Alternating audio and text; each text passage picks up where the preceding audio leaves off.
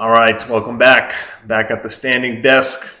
I want to make a quick video on inflation. So we had some inflation numbers come out, and this chart right here tells you all you need to know about inflation.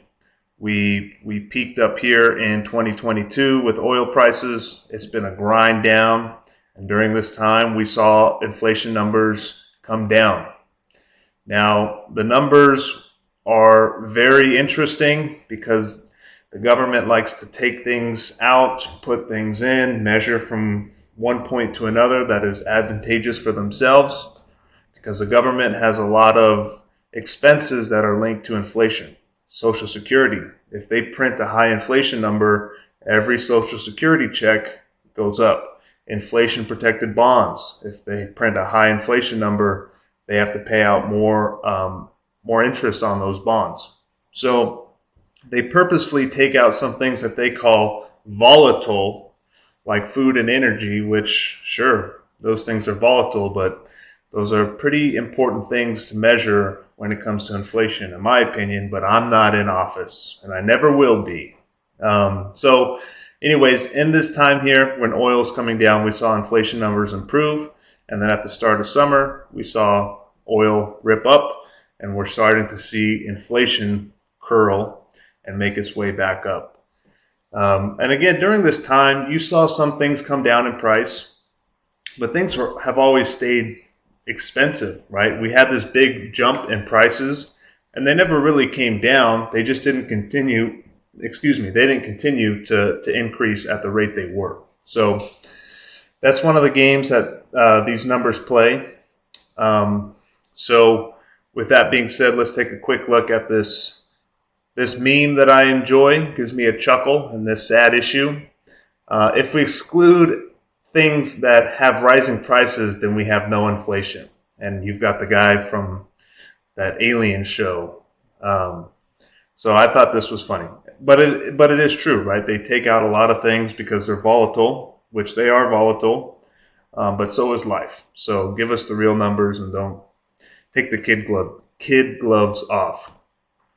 So here we go, CPI that came out this week. We're looking here at this August column, August 23. All items, they say an increase of 0.6 month over month, and we're still up year over year. I'm not going to go over all these items.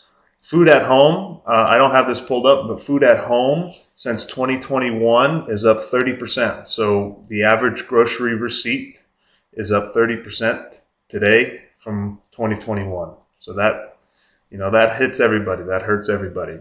Gasoline this month, energy is up 10%, which is not good. Fuel oil, 9%. Electricity is still up month over month and year over year. Transportation services is still up year over year and month over month. New vehicles is up. Used vehicles is down. So, I guess one good thing would be if energy comes down, maybe we'll see some of these numbers improve. The only problem with that is it sounds like the people that are drilling oil are cutting supply. They continue to cut supply, and they've stated that they want oil over $95 a barrel. I believe that was Saudi Aramco. They're cutting supply because they're seeing demand drop. We did just go through big summer travel, so maybe we'll see less trips, less demand for gasoline, and maybe that brings the price down. Maybe everyone gets an EV overnight, and then there's less gas being used. I don't know. Energy is super volatile. That's why they don't include it into some of these numbers. But all I know is that inflation, the Fed is looking at inflation because they want inflation to come down, and if it doesn't come down, they're going to keep raising interest rates. And if they raise interest rates, what does that have to do with how much oil is being drilled in the Middle East? So that's out of everybody's control. So that's something to be aware of. The PPI numbers also came out, the Producer Price Index. That is, if energy costs more and if electricity costs more, it's going to cost more for factories to make T-shirts, to wash apples, to do whatever they got to do to make goods and services. So if the inputs for businesses cost more, they're going to raise prices, meaning the consumer is going to have to pay more because those businesses will not survive if they don't raise their prices. So that is kind of a leading indicator for inflation is starting to brew back up. So that's not good. So inflation going in the wrong direction. We'll have to see what happens next. But the big thing to keep an eye on is oil. And we'll have to just, cross our fingers. What a strategy. So the other thing I want to show you guys here is the balance sheet in a sense. So this is from the Congressional Budget Office. America is just like an individual and just like a corporation in the sense that they have a balance sheet and they have income and they have expenses. So we get to see what that's looking like. So when we look at this report here, individual income tax, that is how the majority of our money is made for America, is they tax the citizens.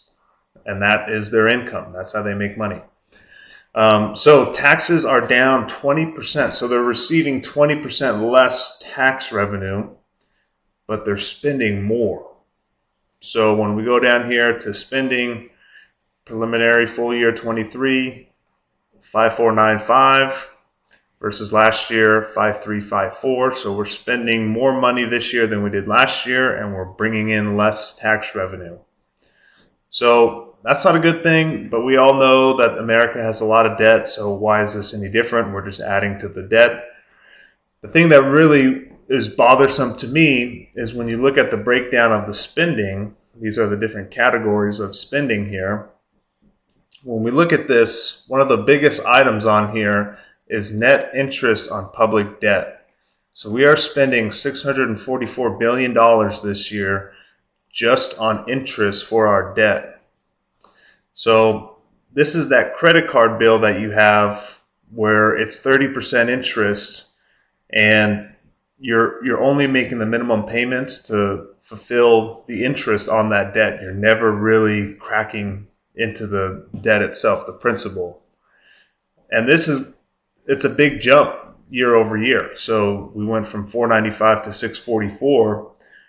And because we're bringing in less revenue and we're spending more, this is only going to just keep increasing.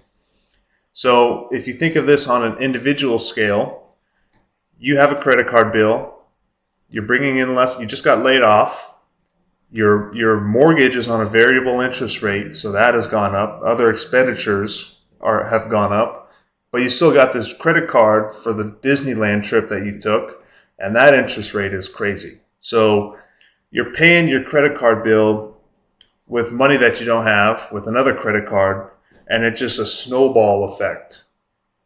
So that's on the individual side. Now, if you think of it in a corporation sense, Apple stock, they're selling 20% less products, and they are borrowing more money because they have to go build a plant or something. Or let's use Meta. Meta is investing all this money in the metaverse. They're collecting 20% less ad revenue, and they want to sell you bonds. So they're asking to borrow more money. What do? Do you look at that and say, this is a great deal. You're going in the right direction. I love this. You're spending all this money on something that, we're not really sure what's going to come out of it. You're making a lot less money. Oh, you're a great person to lend money to because I feel very confident you're going to pay me back plus the interest. So people are looking around and saying, I don't really want to own U.S. debt. And I don't blame them. I'm in a dilemma right now where you've got rates at the most attractive interest rate for U.S. Treasury bills or Treasury notes that they've been in a long time. And it would make sense to go buy bonds. But I'm sitting here saying, I'm going to get 5%, 4%, lock this money up. They're going to pay me back because they have a money printer. But it's just the fact I don't want to reward this behavior, but also these inflation numbers for 4%. I mean, we've seen food go up 30% in the next couple of years. And how do I know that that's not going to happen again? Is it worth getting a measly 4% when inflation is going up on the things that I spend on the most, food and energy and shelter? So it's just a weird dilemma. And if people don't buy U.S. bonds, because we're issuing a lot of bonds to pay for all this debt, if people aren't buying them, the rate goes up. And then when the rate goes up, we pay our repayment, right, to repay the debt. That goes up. So it's just a weird scenario we're in here. It's definitely something everyone should be keeping an eye on and understanding. So I'm done rambling on my part. I'd like to play a short video. This is Stanley Druckenmiller. He had a really good talk. I highly recommend everyone go listen to this talk he did for the students at USC. He gave this speech because he wanted to get in touch with young people and paint the picture that he sees. So I'm going to play this video, and I hope you guys enjoy this. Have a great weekend, everybody. I'm going to go for a walk. I'm already sweaty. I appreciate you guys watching these videos. So hopefully you got some value from this. Let's take a listen. But let's start with the Fed and inequality. I don't think there has been any greater engine of inequality than the Federal Reserve Bank of the United States the last 11 years. So hearing the chairman talk about visiting homeless shelters, is very, very rich indeed. I just had the best year I've had in 15 years last year. Everyone wealthy I know is making a fortune. And why are we making it? Because this guy is printing money like there's no tomorrow.